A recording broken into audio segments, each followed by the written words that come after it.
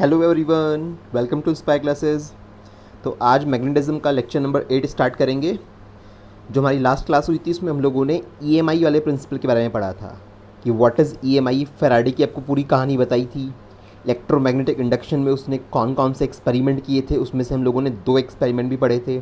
काफ़ी कंक्लूजन हम लोगों ने देखा था, मतलब एक इंटरेस्टिंग सा सेक्शन था जो हम लोगों ने लास्ट में कवर किया था। किस तरह से फैराडे की वो पूरी स्टोरी थी, किस तरह से फैराडे ने फाइनली ये बताया कि देखो हम लोग मैग्नेटिज्म में चेंज करा के, मैग्नेटिक फील्ड में चेंज करा के भी इलेक्ट्रिसिटी जनरेट कर सकते हैं। और अस्टेड की जो स्टोरी थी उसको रिवर्स करके यहाँ पे फैराडे ने बताया था। ठीक है, अब उसी कहानी को थोड़ा सा आगे बढ़ाते हैं। वहाँ पे हम लोगों को नई कुछ टर्मिनोलॉजी जानने को मिली थी, लाइक जैसे बात करूँ मैं इंड्यूस्ड पोटेंशियल डिफरेंस, है ना, इंड्यूस्ड पोटेंशियल डिफरेंस जिसको मैंने ईएमएफ बोला था, इंड्यूस्ड ईएमएफ बोला था। इसकी वजह से जो वहाँ पे करंट फ्लो होती है उसको क्या बोलते हैं, इंड्यूस्ड करंट बोलते हैं। तो वो इंड्यूस्ड करंट की कहानी भी हम लोग देखेंगे। हाँ, हम लोगों ने नाम तो दोनों के दोनों पढ़ लिए कि इंड्यूस्ड पोटेंशियल डिफरेंस क्या होता है, इंड्यूस करंट क्या होता है। ठीक है, अब इंड्यूस करंट की डायरेक्शन फाइंड आउट करने के लिए हमारे पास यहाँ पे लॉज आएंगे। तो देखो, the direction of induced current, ये वो करंट है जो किसी पर्टिकुलर कॉइल के अंदर क्रिएट हुई है किसी दूसरी चीज़ के मूवमेंट की वजह से। भाई या तो हम लोगों ने क्या किया, इंड्यूस करंट को प्रोड्यूस कराने के क्या तरीके थे। या तो आप एक काम कीजिए कि जो आपके पास एक ये कॉइल है, इसमें आपको क्या कराना है, इन करंट को फ्लो कराना है। तो आपके पास 2 ऑप्शन हैं। या तो आप इसके पास एक बार मैग्नेट को लाइए और उसको मूव कराते रहिए, बार मैग्नेट को फास्ट फास्ट इसके आसपास मूव कराते रहिए, तो भी इसके अंदर एक ईएमएफ इंड्यूस होगा जिसकी वजह से इसमें करंट फ्लो हो जाएगी। दूसरा ऑप्शन क्या है कि अगर आपको बार मैग्नेट नहीं लेके आनी है तो आप इसी के बराबर में लाके एक और कॉइल रख दीजिए और उस कॉइल के अंदर करंट को फ्लो कराइए बैटरी लगा के, है ना। और यहाँ पे ऐसा करने के बाद इनको हम लोगों ने सिंगल एक रॉड के अंदर लपेट दिया था। इस तरह का कोई सिस्टम था हमारे पास, आपको दिखाया था, है ना।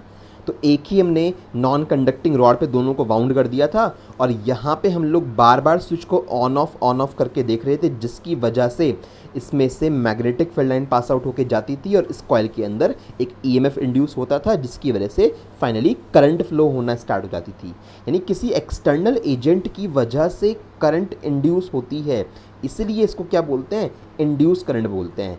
है ये सिंपल करंट ही, बट ये करंट कोई बैटरी लगा के फ्लो नहीं कराई गई है। ये करंट किसी दूसरे ऑब्जेक्ट की वजह से, किसी दूसरी चीज़ की वजह से बनी है उस कॉइल के अंदर, इसलिए इसको इंड्यूस्ड करंट बोलते हैं। इसके डायरेक्शन को फाइंड आउट करने के लिए हमारी फिजिक्स में 2 रूल होते हैं। एक तो होता है फ्लेमिंग का right hand rule, left hand आपने पहले पढ़ा था। लेफ्ट हैंड रूल तो अगर हमारे लॉरेंज फोर्स के केस में काम आता है, कोई current carrying wire external magnetic field में रखा हुआ हो तो उसके ऊपर कितना फोर्स लगेगा, उसके डायरेक्शन को हम फाइंड आउट कर सकते हैं। या फिर कोई चार्ज पार्टिकल है, इलेक्ट्रॉन है, प्रोटॉन है, अल्फा पार्टिकल है, ये किसी मैग्नेटिक फील्ड के अंदर चल रहे होंगे तो इनके ऊपर भी एक फोर्स क्रिएट होता है। तो उसकी डायरेक्शन फाइंड आउट करने के लिए उन सब के लिए हमने लगाया था फ्लेमिंग का लेफ्ट हैंड रूल। बट जब बात आएगी इंड्यूस्ड करंट की, यानी ईएमआई वाले प्रिंसिपल के अंदर हम एंटर कर चुके, उसके अंदर इंड्यूस्ड करंट की जब बात आनी शुरू हुई तो वहाँ पे फ्लेमिंग का राइट हैंड रूल यूज़ होता है, या फिर लेंज लॉ। लेंज भी एक साइंटिस्ट का नाम है, उसी के नाम पे पड़ा हुआ है, एपोस्ट्रोफियस लगा के लिखा है, लेंज लॉ के नाम से। दोनों के दोनों लॉज अलग अलग पर्सन ने दिए, ये फ्लेमिंग ने दिया, ये लेंज ने दिया। बट ध्यान रखिएगा दोनों के दोनों लॉज एक ही पर्पज़ सर्व करते हैं, दोनों से ही इंड्यूस्ड करंट की डायरेक्शन पता लगती है। लेंज लॉ तो आपको नहीं पढ़ाऊंगा, ये 12th में आता है, ये 10th में आपको नहीं पढ़ना है, मुझे बस नाम दिखाना था। लेंज लॉ के बारे में कोई भी डिस्क्रिप्शन कुछ भी आपको अपनी एनसीईआरटी में नहीं मिलेगा, ना ही ये सिलेबस में मेंशन है। तो सीबीएसई में बोर्ड में कभी आपसे पूछा नहीं जाएगा 10th लेवल पे। इसकी पूरी स्टोरी 12th में आती है, इसके सारे क्वेश्चंस 12th क्लास में ही हैं जब वहाँ पे ईएमआई वाला चैप्टर पढ़ाया जाता है। तो यहाँ पे हम लोग इंड्यूस करंट के डायरेक्शन को फाइंड आउट करने के लिए क्या यूज़ करेंगे, फ्लेमिंग का राइट हैंड रूल यूज़ करेंगे। और ये फ्लेमिंग का राइट हैंड रूल अभी तो पढ़ा दूंगा मैं, इसको अप्लाई कहाँ पे करा के दिखाऊंगा, जब इलेक्ट्रिक जनरेटर पढ़ाऊंगा। क्योंकि जैसे इलेक्ट्रिक मोटर आपने पढ़ी थी, इलेक्ट्रिक मोटर का वर्किंग प्रिंसिपल क्या था कि whenever a current carrying coil is placed in an external magnetic field, if force act on it due to which it starts rotating, कि जब भी एक करंट कैरिंग कॉइल को एक्सटर्नल मैग्नेटिक फील्ड में रखा जाता है तो उस कॉइल के ऊपर एक फोर्स लगता है मैग्नेटिक फील्ड की वजह से, और उस फोर्स की वजह से वो कॉइल लगातार घूमती रहती है। वहाँ पे हम लोगों ने फ्लेमिंग का लेफ़्ट हैंड रूल लगाया था। बट जब बात की जाएगी इलेक्ट्रिक जनरेटर की, तो वहाँ पे इंड्यूस करंट के डायरेक्शन को देखने के लिए मैं क्या लगाऊंगा, फ्लेमिंग का राइट हैंड रूल लगाऊंगा। तो ये आपको ध्यान रखना है कि कब फ्लेमिंग का लेफ़्ट हैंड रूल लगेगा, कब राइट हैंड रूल लगेगा। जब बात कर रहे होंगे इलेक्ट्रोमैग्नेटिक इंडक्शन के अंदर इंड्यूस करंट की, तब हमेशा राइट हैंड रूल लगेगा। और जब भी बात कर रहे होंगे कि एक करंट कैरिंग कॉइल है, वायर है, कोई चार्ज पार्टिकल है, उस पर लगने वाले फोर्स की, तब जब भी फोर्स की, लॉरेंज फोर्स की बात आएगी, तब हम यूज़ करेंगे फ्लेमिंग का लेफ़्ट हैंड रूल। मेरी बात समझ में आ गई दोनों में डिफरेंस। अब जिसको लेफ़्ट हैंड रूल आता है वो राइट हैंड रूल बड़े अच्छे से समझ लेगा। चलो चलते हैं नेक्स्ट स्लाइड पे, तो मैं बताता हूँ लेफ़्ट हैंड रूल में क्या है। देखो, अब ये हमारा राइट हैंड रूल है, राइट हैंड को यूज़ कर रखा है। इसके साथ साथ मैं लेफ़्ट हैंड भी बताऊंगा ताकि तुम्हें क्लैरिटी रहे। अब देखो, लेफ़्ट हैंड की अगर बात करें तो लेफ़्ट हैंड में जो मेरी ये फॉर फिंगर हुआ करती थी, ये किसको रिप्रेजेंट करती थी, मैग्नेटिक फील्ड के डायरेक्शन को रिप्रेजेंट करती थी। तो यहाँ पर राइट हैंड में भी ऐसा है, ये राइट हैंड है, ध्यान रखना, this is our right hand. तो मैं एनालॉजी समझाने की कोशिश कर रहा हूँ लेफ़्ट हैंड की हेल्प से, कि हम लेफ़्ट हैंड रूल पढ़ चुके हैं। तो लेफ़्ट हैंड रूल में क्या था, हमारी फॉर फिंगर जो होती है ये वाली, वो मैग्नेटिक फील्ड की डायरेक्शन को रिप्रेजेंट करती है। तो राइट हैंड रूल में भी यही है, राइट हैंड रूल में भी हमारी फॉर फिंगर मैग्नेटिक फील्ड की डायरेक्शन को पॉइंट करेगी।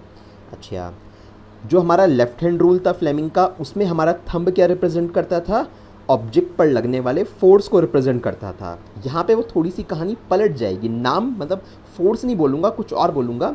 देखो, मुझे बताओ, जब किसी ऑब्जेक्ट पर फोर्स लगता है, जिस डायरेक्शन में फोर्स लगता है, तो वो ऑब्जेक्ट उधर की तरफ ही तो चलता है। कि अगर किसी ऑब्जेक्ट पे फोर्स इधर की तरफ लगाया, कि एक आपके पास ऑब्जेक्ट है, इसके ऊपर फोर्स तुम राइट डायरेक्शन में लगाओगे तो ये राइट डायरेक्शन में चलेगा। अगर इसके ऊपर फोर्स तुम यहाँ पे ना लगा के लेफ़्ट डायरेक्शन में लगाओगे तो ये लेफ़्ट की तरफ चलेगा। मतलब ये है कि जिस तरफ किसी ऑब्जेक्ट के ऊपर फोर्स लगाया जाता है, वो ऑब्जेक्ट उस डायरेक्शन में चलने लगता है। अब लेफ्ट हैंड रूल में थंब पे फोर्स रिप्रेजेंट हुआ करता था, तो यहाँ पे फोर्स ना बोल के मैं ऐसा भी तो बोल सकता हूँ, direction of motion of conductor. देखो, बोल रखा है इन्होंने, direction we that conducting wire moves. ये वो डायरेक्शन है जो जिस डायरेक्शन में हमारा वायर मूव करेगा। That means it is the, I can say that, direction of, मैं इसको थोड़ा अपने वर्ड में लिख देता हूँ, direction of motion of conductor. तो जो भी कंडक्टर या जो भी वायर है, उसके मोशन की जो डायरेक्शन है, वो किधर की तरफ चल रहा है, उस डायरेक्शन को रिप्रेजेंट करेगा हमारा थंब। ठीक है ना, एनालॉजी समझ में आ गई। बस यहाँ पे फोर्स नहीं बोला, फोर्स की जगह direction of motion of the conductor बोल दिया। क्यों, सोचो, फोर्स जिस डायरेक्शन में लगता है किसी चीज़ के ऊपर, ऑब्जेक्ट उधर की तरफ तो चलते हैं। तो याद रहेगी बात कि इससे फोर्स रिप्रेजेंट हुआ करता था लेफ्ट हैंड रूल में। अब राइट हैंड रूल में फोर्स रिप्रेजेंट नहीं होगा, नाम क्या बोलेंगे, direction of motion of the conductor, की वो कंडक्टर किस डायरेक्शन में मूव कर रहा है, उस डायरेक्शन की तरफ थंब रखा जाएगा। ठीक है, लेफ्ट हैंड रूल में हमारा जो ये मिडिल फिंगर थी, क्या रिप्रेजेंट करती थी, डायरेक्शन ऑफ करंट। तो यहाँ पर भी ऐसा ही है, राइट हैंड रूल में भी यही फिंगर हमारी करंट के डायरेक्शन को रिप्रेजेंट करती है। बट करंट को क्या बोलने लगे हम लोग, इंड्यूस्ड करंट बोलने लगे। सिर्फ करंट नहीं बोलोगे, क्या बोलोगे, इंड्यूस्ड करंट, क्योंकि ये करंट सिंपल नॉर्मल करंट से डिफरेंट होती है। नॉर्मल करंट तो कोई पोटेंशियल डिफरेंस का सोर्स लगा के प्रोड्यूस की जाती है, बैटरी लगा ली आप लोगों ने, कोई सेल लगा लिया, उससे प्रोड्यूस करी। इंड्यूस्ड करंट में आपने जिस कॉइल में इंड्यूस करंट फ्लो करवाई है, उसमें कोई डायरेक्ट बैटरी नहीं है, वहाँ पे किसी दूसरी कॉइल या किसी आसपास के फैक्टर की वजह से कुछ चेंजेस हुए हैं, जिसकी वजह से वहाँ पे करंट का फ्लो होना स्टार्ट हो गया है। तो मेरी बात समझ में आई है। इसको समअप अगर मैं करूँ तो ये हुआ कि हम राइट हैंड की तीनों फिंगर्स को म्यूचुअली परपेंडिकुलर रखेंगे। उसके बाद अपनी फॉर फिंगर को रखना है मैग्नेटिक फील्ड के डायरेक्शन में, हमारा जो थंब है उसको रखना है जिस डायरेक्शन में हमारा कंडक्टर घूमने की कोशिश कर रहा है, मूव करने की कोशिश कर रहा है, उसके डायरेक्शन ऑफ मोशन जो है उसकी तरफ थंब रखूँगा। तो मेरी फॉर फिंगर मेरी मिडिल फिंगर जिधर की तरफ आएगी, तो ये मिडिल फिंगर मुझे बताएगी कि करंट किस डायरेक्शन में फ्लो हो रही है। क्या मेरी बात समझ में आ गई? ये डायग्राम आप बनाओगे अपनी कॉपी में, और उसके बाद जो स्टेटमेंट है बच्चों, स्टेटमेंट बहुत इंपॉर्टेंट है, चाहे लेफ्ट हैंड रूल का हो चाहे राइट हैंड रूल का हो, ये आपको बहुत सही से याद होनी चाहिए, बहुत आसान से हैं। देखो, put the forefinger, middle finger and thumb of right hand stretched mutually perpendicular to one another। एक दूसरे से 90 डिग्री पे तुमने रख लिया इनको। Now if forefinger points along the direction of magnetic field, for finger किस डायरेक्शन में पॉइंट करे, मैग्नेटिक फील्ड के डायरेक्शन में पॉइंट करे, ठीक है, यही हो रहा है। Thumb points the direction of motion of wire, thumb किस डायरेक्शन में होना चाहिए, जिस डायरेक्शन में तुम्हारा वायर या तुम्हारा कंडक्टर चल रहा है उस डायरेक्शन में होना चाहिए। Then the middle finger points to the direction of induced current in the wire, तो मिडिल फिंगर जिधर की तरफ होगी वो आपको बताएगा कि आपके वायर में करंट किस डायरेक्शन में फ्लो हो रही है। बात क्लियर हो गई इतनी, ठीक है। अब इसके बाद क्वेश्चन पे आते हैं फाइनली। अब जो ये हमने पढ़ लिया ना फ्लेमिंग का राइट हैंड रूल, इसको मैं अप्लाई करके दिखाऊंगा जब जनरेटर की बात आएगी। जनरेटर से पहले इसको और किसी क्वेश्चन में तुम्हें अप्लाई नहीं करना पड़ेगा, है ना। मतलब इंड्यूस करंट के डायरेक्शन को फाइंड आउट करने के न्यूमेरिकल हमारे 10th के पॉइंट ऑफ व्यू में नहीं होते, वो 12th क्लास में आते हैं, जहाँ पे क्वेश्चन देख के उसमें इंड्यूस करंट के डायरेक्शन फाइंड आउट कराता है। तो वहाँ पे कभी हम फ्लेमिंग का राइट हैंड रूल लगाया करते हैं, कभी लेंज लॉ लगाते हैं, तो 12th की बात है, अभी नहीं करते। अब देखो बच्चों, ये दो इंपॉर्टेंट क्वेश्चन, एक तो ये वाला है पूरा का पूरा, एक क्वेश्चन आगे आएगा। दोनों ही बोर्ड ने पूछे हुए हैं, प्रीवियस ईयर में आए हुए क्वेश्चन है। और इसमें से जो ये ए वाला पार्ट है, फर्स्ट वाला पार्ट, ये आपकी एनसीईआरटी से आया हुआ है, डायरेक्ट दिखा दूंगा अभी आगे, एनसीईआरटी से डायरेक्ट पूछा हुआ है। बस में इन्होंने ये सेकेंड पार्ट एक्स्ट्रा मेंशन कर दिया। तो एनसीईआरटी में जितना कंटेंट तुम्हारा है उसको बहुत सही से अगर पढ़ा होगा, बहुत बारीकी से तुमने चीज़ें पढ़ी हुई हैं, तो तुम हर तरह के क्वेश्चन को आंसर कर पाओगे। देखो क्या बोला है, A coil of insulated copper wire is connected to a galvanometer. What happens if a bar magnet is pushed into the coil? ये फर्स्ट वाले एक्सपेरिमेंट के ऊपर बेस्ड है कि भाई जैसे मैं इसको समझा देता हूँ, बहुत इजी सा है, कुछ दिक्कत वाली बात नहीं है। हमारे पास ऐसे एक नॉन कंडक्टिंग कुछ होगा, इसके ऊपर मैंने वायर लपेट दिया है ना, इस तरह से हमने वायर लपेट दिया और हमने एक गैल्वेनोमीटर लगा दिया। इसके पास में मैं क्या मूव कराऊंगा, एक बार मैग्नेट। अब सुनना ध्यान से, इसने बोला है कि what happens if A bar magnet is pushed into the coil. अगर बार मैग्नेट को कॉइल के अंदर की तरफ पुश करने की कोशिश करोगे, यानी बार मैग्नेट को कॉइल के नज़दीक लेके जाने की कोशिश करोगे, तो क्या होगा। तो सोचो ज़रा, आपको एक्सप्लेन कराया था फैराडे ने ये बात कि जब बार मैग्नेट को हम लोग कॉइल की तरफ पुश करते हैं तो ज़्यादा number of magnetic field lines coil से पास आउट होती हैं, यानी कि magnetic flux link with the coil changes. अब मैग्नेटिक फ्लक्स चेंज होगा तो उसकी वजह से इंड्यूस्ड पोटेंशियल डिफरेंस क्रिएट होगा और फाइनली इसके अंदर एक करंट फ्लो होना स्टार्ट हो जाएगी और गैल्वेनोमीटर की सुई में डिफ्लेक्शन देखने को मिलेगा। सपोज ऐसे इस डायरेक्शन में डिफ्लेक्शन देखने को मिला है ना, ऐसे ही रैंडमली बनाना है तो कुछ नहीं है। फिर क्या करा, what happens if the bar magnet is withdrawn from inside the coil. अब मैग्नेट को बाहर निकाल रहे हैं, यानी कि पहले पास लेके आ रहे थे मैग्नेट को, तब भी करंट फ्लो हुई थी। जब दूर लेके जा रहे हैं तो दूर लेके जाने पे भी तो number of magnetic field line जो इससे पास होके जा रही हैं वो कम होंगी ना। पास लेके आने पे ज़्यादा हो रही है, दूर लेके आने पे कम हो रही है। ये आपको बहुत सही से डायग्राम में प्रीवियस लेक्चर में दिखाया था मैंने, आपको एनालॉजी पूरी की पूरी एक GIF में दिखाई थी आपको, ठीक है। तो जब दूर लेके जाओगे इस मैग्नेट को, कि सर अब की बार यहाँ पास नहीं लेके आते, अब की बार दूर लेके जाते हैं, तो इस कॉइल से लिंक फ्लक्स फिर से चेंज होगा, क्योंकि अब की बार डिक्रीमेंट हो रहा है फ्लक्स में, तो अब की बार भी करंट फ्लो होगी बट अपोजिट डायरेक्शन में सुनी जाएगी, ठीक है ना। तो ये होगा स्ट्रू के दो केस में। पढ़ लेते हैं ज़रा आंसर, ये हमारे आंसर्स हैं सारे के सारे, देख लो ज़रा। फर्स्ट पार्ट का, when a bar magnet is pushed into the coil of insulated copper wire connected to a galvanometer, then क्या होता है, an induced current is set up in the coil, ये है ड्यू, ठीक है, ठीक से लिख लेना, ये ड्यू है, due to the change of magnetic field through it, क्योंकि उसके थ्रू जो magnetic field lines pass out होके जा रही हैं वो चेंज होने लगेंगी ना, ज़्यादा मैग्नेटिक फील्ड लाइन पास आउट होके जाएंगी अगर बार मैग्नेट को पास लेके आओगे तो। अब उसकी वजह से क्या हुआ, as a result galvanometer gives a deflection, जिसकी वजह से गैल्वेनोमीटर में डिफ्लेक्शन प्रोड्यूस होता है। ऐसे उन्होंने कह दिया कि से टूवर्ड्स लेफ्ट, की मान लो कि लेफ्ट की साइड हुआ है। अगली बार क्या होगा, जब आप उसे विड्रॉ करोगे, यानी आप मैग्नेट को कॉइल के अंदर से बाहर निकाल के दूर की तरफ लेके जाओगे, तो क्या होगा, number of magnetic field lines फिर से चेंज होंगी। When the bar magnet is withdrawn from inside the coil, again an induced current is set up in the coil. क्यों? Due to the change of magnetic field through it. Magnetic field तो फिर से बदल रहा है ना, मैंने आपको बताया था ना, we are interested in the change in magnetic flux, चाहे वो इंक्रीज हो रहा हो चाहे वो डिक्रीज हो रहा हो।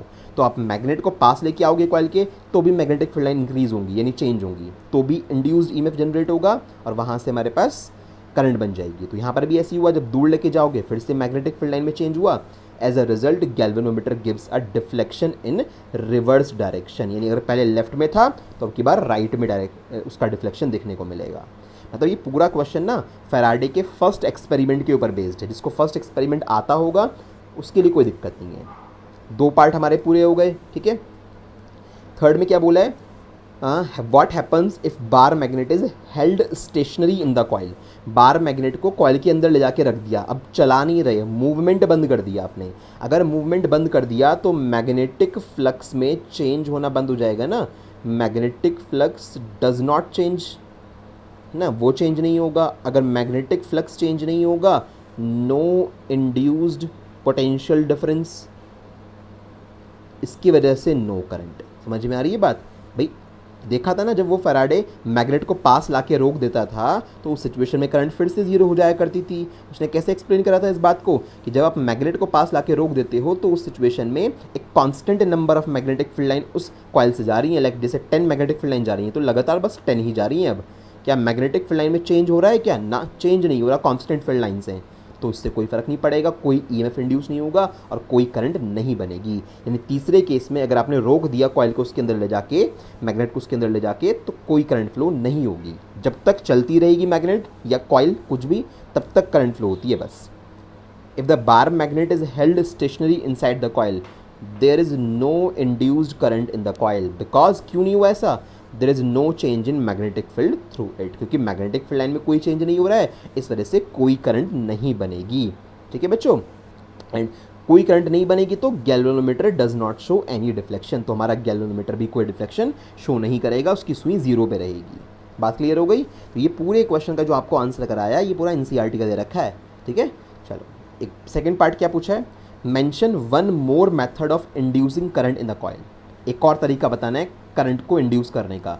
लास्ट का लेक्चर में जो हमारे पास एंड में नोट आया था, एक क्वेश्चन भी आपको दिखाया था एनसीईआरटी का, कि जहाँ पे 2 मेथड पूछ रहा था करंट को इंड्यूस करने की किसी कॉइल में। तो एक मेथड तो क्या हो गया, by moving the magnet near the coil, coil के आसपास आप मैग्नेट को मूव करा सकते हो, जो आपको दिखाया भी है यहाँ पे। दूसरा ऑप्शन क्या हो सकता है कि आप इस कॉइल के बराबर में एक और कॉइल लगा दो, भाई मैग्नेट हटा दो अब की बार, एक और कॉइल लगा दो इसी के बराबर में, और उस कॉइल में बैटरी वगैरह लगा के, है ना, ऐसे वहाँ पे करंट को बार बार चेंज कराते रहो, स्विच को ऑन ऑफ करते रहो, तो इसमें से करंट चेंज होती रहेगी, जिसकी वजह से जो मैग्नेटिक फील्ड यहाँ पे पास आउट होके जाएंगी वो बदलती रहेंगी और इसमें एक करंट फ्लो होती रहेगी।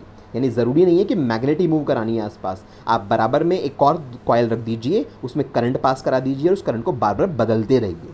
ठीक है, बस यही करना है, by changing the current in another coil placed near it. तो एक कॉइल को उसके पास लाके रख देंगे। सेटअप बना देना भाई, इस वाले सेकंड वाले पार्ट में ये डायग्राम बना लेना कि आपने फर्स्ट वाली कॉइल का तो ऐसे बना लिया, देखो ये तो हो गई हमारे पास फर्स्ट वाली कॉइल जिसमें हम लोगों ने गैल्वेनोमीटर लगा रखा है।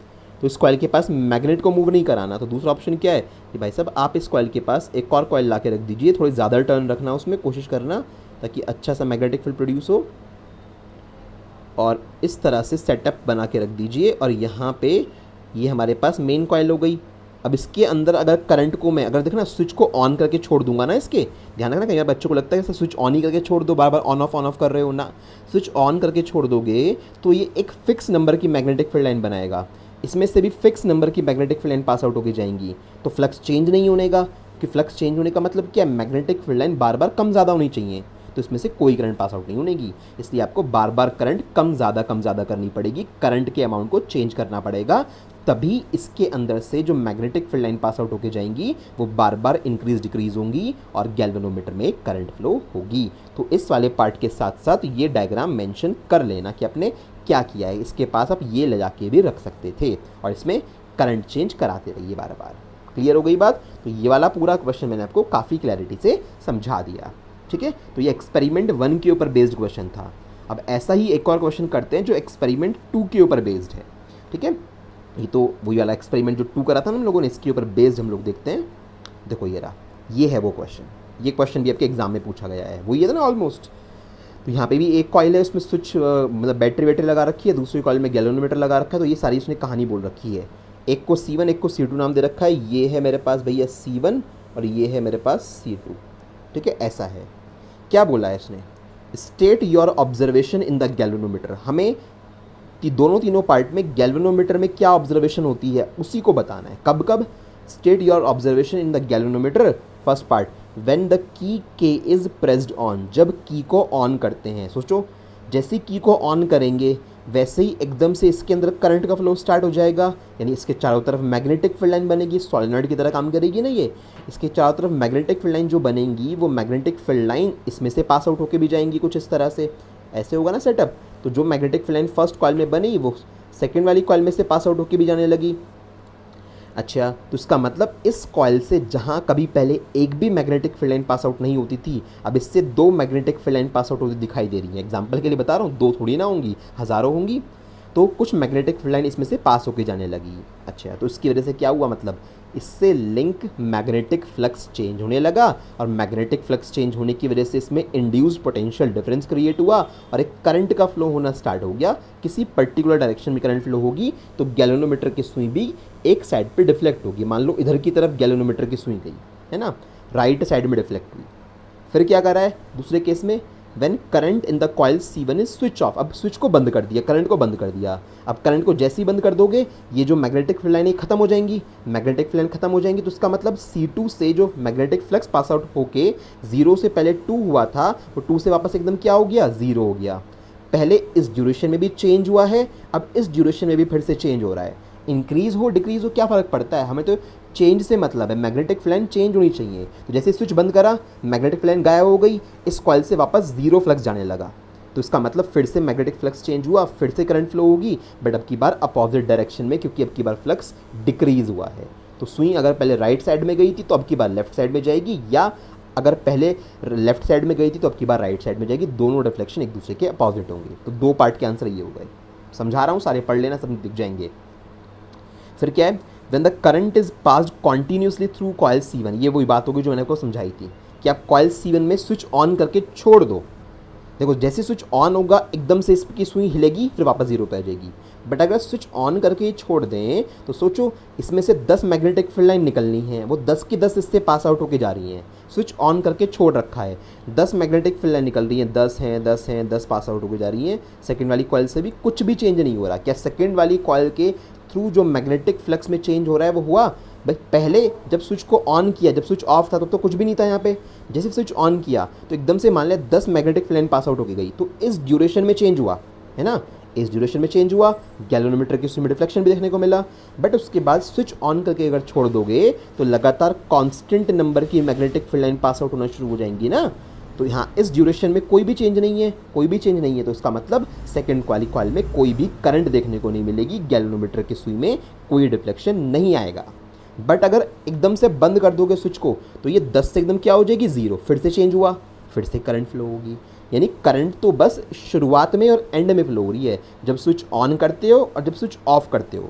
जब तक स्विच ऑन रहेगा लगातार या लगातार ऑफ रहेगा तब तक कोई करंट फ्लो नहीं होती। तो ये मिसकंसेप्शन मत रखना कि स्विच को ऑन करके छोड़ दें अगर हम लोग, लगातार करंट फ्लो होती रहेगी, लगातार मैग्नेटिक फील्ड चेंज होता रहेगा, ऐसा नहीं होता है।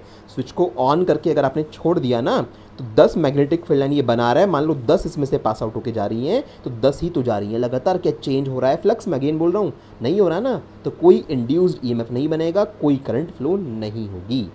कुल मिला के इसमें से जो मैग्नेटिक फील्ड लाइन जा रही है ना वो चेंज होनी चाहिए बार बार। ठीक है, इतनी बात क्लियर हो गई। बड़ी क्लास में जब ये क्वेश्चन आता है वहाँ थोड़ा सा एडवांस कॉन्सेप्ट ये आता है कि देखो अभी तो बैटरी लगा रखी है अपने यहाँ पे, बैटरी से तो एक ही डायरेक्शन में करंट फ्लो होगी, करंट यूं ही जाएगी, फिक्स है। बैटरी डीसी सोर्स होता है। बैटरी कैसा सोर्स होता है? बैटरी होता है डीसी सोर्स, डायरेक्ट करंट का सोर्स होता है। ये AC DC पढ़ाऊंगा इसी चैप्टर में आगे। तो बैटरी डीसी का एक सोर्स होता है, डायरेक्ट करंट बैटरी से मिलती है। अगर मैं यहाँ पे इसकी जगह कोई ऑल्टरनेटिंग करंट का सोर्स लगा दूँ ना, AC सोर्स लगा दूँ अगर मैं यहाँ पे, तो आप देखोगे कि ऑल्टरनेटिंग करंट में करंट की डायरेक्शन बार बार बदलती रहती है। तो उस सिचुएशन में अगर करंट को ऑन करके छोड़ दोगे ना तब भी आपकी इस कॉइल के अंदर लगातार फ्लक्स चेंज होता रहेगा और सुई बार बार कभी इधर जाएगी, कभी इधर जाएगी, कभी इधर जाएगी, सुई डांस करती रहेगी। वो सिर्फ कब होगा? जब यहाँ पे ऑल्टरनेटिंग करंट का सोर्स लगा रखा हो। ये 12th लेवल की बात थी, इसलिए मैंने आपको सिर्फ बताया है यहाँ पे। बाकी ऐसा क्वेश्चन आपसे कभी नहीं पूछा जाएगा 10th क्लास में कि भाई कभी पॉसिबल है ऐसा कि स्विच को ऑन करके छोड़ दें और तब भी इसमें से मैग्नेटिक फील्ड लाइन लगातार चेंज होती रहे और इसमें करंट बार बार फ्लो होती रहे। यस, पॉसिबल है अगर ये ऑल्टरनेटिंग करंट का सोर्स हो तो। ठीक है, बहुत टेंशन मत लो, बाकी तो डीसी पे काम खत्म करो। ठीक है, चलिए ये सब आंसर आपको आगे मिल जाएंगे। 4th में क्या पूछा है? Name and state the phenomena. नाम भी लिखना है, उसे एक्सप्लेन भी करना है। ठीक है ना, स्टेट द फिनोमेना का मतलब होता है एक्सप्लेन भी करना है। Responsible for above observation. अभी ऑब्जर्वेशन किस फिनोमेना की वजह से होती है? ये सब ईएमआई की वजह से होता है। This is all about electromagnetic induction. तो आपको इलेक्ट्रोमैग्नेटिक इंडक्शन को एक्सप्लेन भी करना पड़ेगा, कर देंगे। उसके बाद क्या बोला है? Write the name of the rule that is use to determine the current direction of current produced in the phenomena. EMI की फिनोमेना में जो करंट बनती है उसके डायरेक्शन कैसे फाइंड आउट करते हो? तो सर ईएमआई की फिनोमेना में करंट बनती है इंड्यूस करंट, उसके डायरेक्शन फाइंड आउट करते हैं फ्लेमिंग राइट हैंड रूल का यूज़ करके। होने को तो लेंज लॉ भी है, बट 10th में तो आपको राइट हैंड रूल ही समझ में आएगा। तो we can find out the direction of induce current by using the Fleming right hand rule. सिर्फ उस रूल का नाम लिखना है, जस्ट नेम पूछा है तो एक्सप्लेन नहीं करना है। तो इसलिए क्वेश्चन बहुत सही से पढ़ लिया करो कि कहाँ पे कितना काम करना है। तो बड़ा क्वेश्चन है और बहुत अच्छा क्वेश्चन है बच्चों, पूरा एक्सपेरिमेंट के ऊपर बेस्ड है। जिसने लास्ट लेक्चर में दोनों एक्सपेरिमेंट पढ़े हुए हैं, सीखे हुए हैं, उसी को ये चीज़ें ज़्यादा अच्छे से समझ में आएंगी। तो इसलिए बेटर है कि यहाँ पे कोई डाउट है तो फिर से एक बार पीछे वाला लेक्चर जाके देख लेना, ताकि ये क्लैरिटी आपको हो जाए। मैंने आपको इसलिए एक्सपेरिमेंट दोनों पढ़ाए थे कि मुझे पता था क्वेश्चन इनके ऊपर आते हैं, तो मैंने आपको सारी बातें बता दी। इन सब के आंसर्स यहाँ पे लिखे हुए हैं, आराम से पढ़ लेना एक एक बात। फर्स्ट का भी है, सेकंड भी है, थर्ड भी है, फोर्थ की सारी कहानी भी है। सारे आंसर मैंने आपको बता दिए कब कब क्या क्या होगा। ठीक है, फिलहाल हमें समझ में आ गया कि करंट को ऑन करके छोड़ दोगे तो कोई मैग्नेटिक फील्ड लाइन इसमें से चेंज नहीं होंगी, कांस्टेंट फ्लक्स पास आउट होकर जाएगा। और कांस्टेंट फ्लक्स से कुछ करना नहीं है, चेंज यहाँ पे कुछ हो नहीं रहा, तो इसकी वजह से कोई ईएमएफ इंड्यूस नहीं होनेगा और C2 कॉइल में कोई करंट फ्लो नहीं होगी और गैल्वेनोमीटर की सुई 0 पे रहेगी हमेशा। ठीक है, इतनी बात क्लियर हो गई। तो यहाँ तक बच्चों हमारा ये पार्ट कंप्लीट हुआ। जो दो बड़े बड़े इंपॉर्टेंट क्वेश्चन थे मैंने आपको समझा दिए। अब एनसीईआरटी के इस क्वेश्चन पे आ जाते हैं। ये ट्रू फॉल्स के ऊपर बेस्ड क्वेश्चन है। पूछा है कौन से स्टेटमेंट ट्रू है, कौन से फॉल्स हैं। पहला स्टेटमेंट पढ़ते हैं। ट्रू फॉल्स आपको बहुत अच्छे से आते हैं। An electric motor converts mechanical energy into electrical energy. क्या ऐसा ही था? आपकी मोटर आपकी मैकेनिकल एनर्जी को इलेक्ट्रिकल एनर्जी में कन्वर्ट करती है? नहीं, तो मोटर में तो इलेक्ट्रिसिटी सप्लाई करनी पड़ती है और फिर मैकेनिकल टास्क परफॉर्म होता है। तो ये तो उल्टा है, तो ये तो फॉल्स स्टेटमेंट है, ये गलत है। ठीक है, मैकेनिकल को इलेक्ट्रिकल थोड़ी ना कन्वर्ट करते हो, मोटर चलाने से इलेक्ट्रिसिटी थोड़ी ना बनती है तुम्हारे घर में। ठीक है, B part, an electric generator works on the principle of electromagnetic induction. Yes, ये पढ़ाऊंगा, मशीन तो मैंने पढ़ी नहीं है, बट आपको बता दिया था कि इलेक्ट्रिक जनरेटर पढ़ाया जाएगा आपको ईएमआई के ऊपर बेस्ड। तो इलेक्ट्रोमैग्नेटिक इंडक्शन के ऊपर बेस्ड होता है electric generator. This is true. ठीक है, the field at the centre, ये इंपॉर्टेंट है भाई, थर्ड वाला एमसीक्यू, ये अलग से पूछ लिया जाएगा एमसीक्यू बना के आपसे। ये थर्ड वाला पार्ट निकाल के अलग से मल्टीपल चॉइस क्वेश्चन में पूछ लेंगे, तुमसे ध्यान रखना। The field at the centre of a long circular coil. Long circular coil, जो लूप आपने पढ़ा था ना, एक करंट कैरिंग लूप के सेंटर पर मैग्नेटिक फील्ड आपने पढ़े थे, तो वो मैग्नेटिक फील्ड जो होता है वो magnetic field parallel straight line होगी। सेंटर की बात कर रहे हैं, हाँ बिल्कुल, यस है, ट्रू। देखो डायग्राम देख लीजिए, करंट कैरिंग लूप है, ये बीच वाला है करंट कैरिंग लूप, इस कॉपर का वायर है जिसमें से करंट फ्लो हो रही है, ये मैग्नेटिक फील्ड लाइन है। कॉर्नर पे बात करूँ तो मैग्नेटिक फील्ड लाइन क्लोज है सारी की सारी, बट अगर इसको ध्यान से देखो जो इस लूप के सेंटर से पास आउट होके जा रही है, क्या ये मैग्नेटिक फील्ड लाइन स्ट्रेट है या नहीं है? ऐसे इसके बराबर में एक और होगी, वो भी स्ट्रेट होगी। जैसे जैसे सेंटर से दूर जाते जाओगे वैसे वैसे मैग्नेटिक फील्ड लाइन में कर्वेचर आता जाएगा। बट फिलहाल बात हो रही है सेंटर से पास आउट होके जाने वाली मैग्नेटिक फील्ड लाइन की। तो यस, करंट गियरिंग लूप के सेंटर से, मान लो जैसे ये सेंटर है इसका, इस सेंटर से पास आउट होके जाने वाली magnetic field line parallel straight lines होती हैं। आंसर है यस। ठीक है, ध्यान रखिएगा, इस क्वेश्चन को बच्चे अक्सर गलत कर देते हैं। ठीक है, डायग्राम भी हो गया, कहीं डाउट होगा डायग्राम देख लेना। नेक्स्ट में क्या है? A wire with a green insulation is usually the live wire of electric supply. ये इलेक्ट्रिक सप्लाई के आगे लेक्चर्स आएंगे, डोमेस्टिक वायरिंग जहाँ पढ़ाऊंगा। तो आपने पता होगा आपको घर में कि हमारे घर में जो लाइट आती है उसमें जनरली 2 वायर होते हैं। एक जो भी आप घर में कोई भी इंस्ट्रूमेंट का वायर तोड़ के देख लो, उसमें जनरली 2 वायर होते हैं। लाइव वायर होता है, एक न्यूट्रल वायर होता है, और अगर कोई बड़ा इंस्ट्रूमेंट है, हैवी इंस्ट्रूमेंट, जैसे इलेक्ट्रिक आयरन है, रेफ्रिजरेटर है, इस तरह के कोई हैवी इंस्ट्रूमेंट है, तो उसमें एक और तीसरा वायर होगा, अर्थ वायर। अदरवाइज़ पंखे वगैरह में नॉर्मल में ऐसा नहीं होता है ना। छोटे मोटे इंस्ट्रूमेंट में सिर्फ 2 ही वायर होते हैं। जो हैवी इंस्ट्रूमेंट होता है उसकी डोरी भी मोटी होती है, उसमें 3 वायर होते हैं। तो उसमें से बोल रहे हैं कि जो लाइव वायर है, लाइव वायर का ग्रीन इंसुलेशन होता है क्या? दिखा देता हूँ तुम्हें क्या होता है, देख लो। ये प्लग है 3 पिन प्लग। आपने किस में देखा होगा? 3 pin plug sir heavy instruments में होता है अक्सर, जिससे हमारा इलेक्ट्रिक आयरन हो गया, ओवन हो गया, इस तरह के जो भी हैवी इंस्ट्रूमेंट्स होंगे उनमें तुम्हें 3 पिन का ही प्लग मिलेगा। यहाँ पे एक पिन, इन दोनों में से बात करूँ, एक हमारी न्यूट्रल होती है, एक लाइव होती है ना। एक लाइव पिन है, सपोज इसमें 220 वोल्ट का करंट आ रहा होगा। एक हमारे पास न्यूट्रल है इनमें से, है ना, कोई सी भी हो सकती है, लेफ्ट राइट वाली तो मैं नहीं कह रहा। और ये ऊपर वाला फिक्स होता है, ये अर्थिंग के लिए होता है, ये अर्थिंग की पिन होती है, इसके पीछे अर्थ वाला वायर होता है। देखो 3 तार तुम्हें नज़र आ रहे हैं, ये निकाल रखे हैं। इसमें से अर्थिंग ऊपर लिखा हुआ है, तो ग्रीन इंसुलेशन जिसके ऊपर होगा वो अर्थिंग का वायर होगा। रेड इंसुलेशन जिसके ऊपर होगा वो लाइव वायर होता है। रेड इंसुलेशन कौन सा होता है? लाइव वायर, जिसमें आपका मेन करंट फ्लो होता है। ये 220 वोल्ट पे ये वाला वायर होता है घर में। और ये ब्लैक वाला न्यूट्रल वायर होता है, जो कितने वोल्ट पे होता है? 0 वोल्ट पे होता है। तो इसलिए तो लाइव और न्यूट्रल के बीच में कितना पोटेंशियल डिफरेंस हुआ? 220 में से इसको माइनस करोगे 220 वोल्ट का आएगा, नहीं आएगा? तो इसलिए बोलते हैं कि हमारे घर में डोमेस्टिक वायरिंग में, इंडिया में अगर आप रहते हो तो पोटेंशियल डिफरेंस होता है 220 वोल्ट का। अगर किसी और कंट्री में रहते हो तो ये वैल्यू चेंज भी हो सकती है। जब ये टॉपिक पढ़ाऊंगा उसकी चर्चा डिटेल में वहाँ पे करा दूंगा। फिलहाल अर्थिंग का वायर ग्रीन कलर का है। इन्होंने ग्रीन इंसुलेशन किसका बोला था? लाइव वायर करना। लाइव वायर तो भैया रेड कलर का होता है। वैसे ही कन्वेंशन चेंज भी हो गए हैं, लाइव और न्यूट्रल के कलर आजकल दूसरे भी यूज़ किए जाते हैं, बट अर्थिंग का कलर आज भी मेजॉरिटी में ग्रीन ही यूज़ होता है। तो ग्रीन इंसुलेशन कभी भी लाइव वायर पर नहीं होता, तो ये तो गलत है। तो ये कैसा है? फॉल्स स्टेटमेंट है कि ग्रीन इंसुलेशन का वायर तो हमेशा आपका अर्थ वाला ही होता है। ठीक है बच्चों, बात क्लियर हो गई। तो थोड़ा बहुत स्टोरी जो थी, देखो हर क्वेश्चन को ऐसा नहीं कि 4 ऑप्शन थे बस ये हमारे पास ट्रू फॉल्स करा के काम खत्म करा दिया। कोशिश करी है मैंने, जहाँ पर भी रिक्वायरमेंट थी चीज़ों को डायग्राम से समझाने की, कि अगर जैसे सी वाला पॉइंट है, इसमें बच्चों को शायद डाउट हो सकता है, समझ नहीं आई कि पैरेलल लाइन कैसे हैं, तो इसलिए तुम्हें डायग्राम से दिखा दिया, अब क्लैरिटी हो गई। ऐसे ग्रीन इंसुलेशन अगर मैं ओरली बताता तो आधी बातें याद रहती, आधी याद ना रहती। अब डायग्राम में दिखा दिया तो काफ़ी क्लैरिटी हो गई। ठीक है, तो यही फ़र्क होता है थोड़ा सा चीज़ों को अलग तरह से पढ़ाने का। तो ये तुम्हें समझ में आई होगी बात। ठीक है, अब एनसीईआरटी की एक क्वेश्चन आपको करने हैं कुछ। देखो ये आपके होमवर्क से है। ये पहले वाला पार्ट, ये पूरा वही एक्सपेरिमेंट का, ये push into the coil, withdrawn, सब पढ़ा दिया। ये तो पूरा मैंने ही करा दिया, खुद से करके देख लेना अटेम्प्ट एक बार। ये आप खुद से करोगे, इजी है। 15 वाले में आपसे बस रूल के नाम पूछें, किस में कौन सा रूल यूज़ होगा। भाई 3 रूल आए हैं अभी तक बस तुम्हारे पास। एक तो आया है मैक्सवेल का राइट हैंड थंब रूल, है ना, मैक्सवेल का राइट हैंड थंब रूल आया है। इसके अलावा राइट हैंड थंब रूल, इसके अलावा हमारे पास फ्लेमिंग के 2 रूल आए हैं। फ्लेमिंग के कौन कौन से 2 रूल आए हैं? इसका एक तो लेफ्ट हैंड रूल आया है और इसका एक राइट हैंड रूल आया है। और यहाँ पे कितनी चीज़ें हैं? यहाँ पे एक तो ये है, 2 ये है, 3 ये है।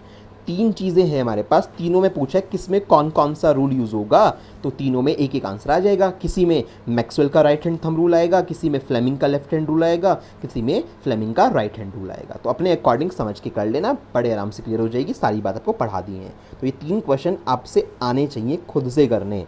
ऐसा ना हो कि भाई क्वेश्चन होमवर्क से हाँ ठीक है कर लेंगे, नहीं, इस लेक्चर के साथ साथ ही कवर करने की। जब ये लेक्चर कवर हुआ है उसके बाद ही ऑन द स्पॉट ये तीनों क्वेश्चन आपको उसी टाइम पे कवर करने होंगे, तभी बात बनेगी। नहीं तो चीज़ें भूल जाओगे। अगर बाद में करने की चीज़ों को सोचोगे तो चीज़ों को टालना नहीं है कभी भी। जो काम जब का है उसको तभी कंप्लीट किया करो। ठीक है, तो हमारा ये लेक्चर आज कवर हो गया। यहाँ पे बस मैंने क्या करा, आपको इंड्यूस करंट के डायरेक्शन का लॉ बता दिया, फ्लेमिंग का राइट हैंड रूल। उसके बाद उसके ऊपर जो इंपॉर्टेंट क्वेश्चन थे मैंने आपको वो करा दिए, और ये एनसीईआरटी के कुछ जो अच्छे से क्वेश्चंस थे ये हो गए हमारे। अब जब हमारी नेक्स्ट क्लास आएगी तो वहाँ पे हम लोग AC/DC का बेसिक पढ़ेंगे। अभी जनरेटर नहीं पढ़ा रहा हूँ, जनरेटर उसके बाद लेके आऊँगा। अभी फ़िलहाल AC/DC, alternating current, direct current के बारे में पढ़ा देता हूँ पहले बेसिक, उसके बाद आएंगे हम अपने जनरेटर पे। ठीक है, तो नेक्स्ट लेक्चर AC/DC के ऊपर बेस्ड होगा।